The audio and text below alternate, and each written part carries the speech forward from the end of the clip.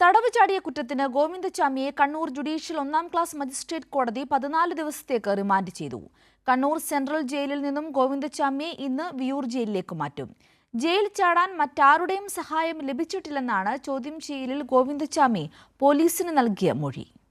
Kannur town police register ചെയ്ത എഫ്ഐആറിന്റെ അടിസ്ഥാനത്തിലാണ് arrest രേഖപ്പെടുത്തി ഗോവിന്ദച്ചാമിയെ കോടതിയിൽ ഹാജരാക്കിയത്. കോടതി 2 ആഴ്ചത്തേക്ക് റിമാൻഡ് ചെയ്ത ഗോവിന്ദച്ചാമിയെ കണ്ണൂർ സെൻട്രൽ ജയിലിൽ അയച്ചു. തളാപ്പിലെ ആളില്ലാത്ത വീട്ടിലെ കിണറ്റിൽ നിന്നും പിടികൂടിയ ഗോവിന്ദച്ചാമിയെ ആദ്യം പോലീസ് ട്രെയിനിംഗ് സെന്ററിലെത്തിച്ചാണ് ചോദ്യം ചെയ്തത്. തുടർന്ന് കണ്ണൂർ ജില്ലാ ആശുപത്രിയിലെത്തിച്ച് വൈദ്യപരിശോധന നടത്തി. ഇതിന് പിന്നാലെ ടൗൺ സ്റ്റേഷനിലും തുടർന്ന് ജില്ലാ ക്രൈംബ്രാഞ്ച് ഓഫീസിലും എത്തിച്ച് ചോദ്യം ചെയ്തു. City police commissioner Nithin Raj, ACP Pradeepan Kannipoyil, town SHO Sreejith Koderi എന്നിവരുടെ നേതൃത്വത്തിലായിരുന്നു ചോദ്യം ചെയ്യൽ. അറസ്റ്റ് രേഖപ്പെടുത്തിയതിന് പിന്നാലെ കണ്ണൂർ സെൻട്രൽ ജയിലിൽ എത്തിച്ച് തെളിവെടുത്തു.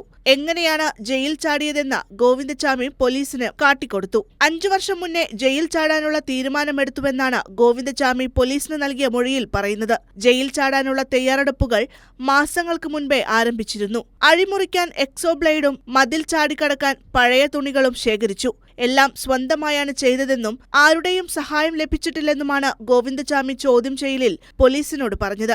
നിലവിൽ കണ്ണൂർ സെൻട്രൽ ജയിലിൽ പാർപ്പിച്ചിരിക്കുന്ന ഗോവിന്ദച്ചാമിയെ വിയൂർ ജയിലിലേക്ക് മാറ്റാനാണ് ജയിൽ വകുപ്പിന്റെ തീരുമാനം. നടപടിക്രമങ്ങൾ പൂർത്തിയാക്കുന്നതിന് പിന്നാലെ വിയൂരിലേക്ക് മാറ്റും.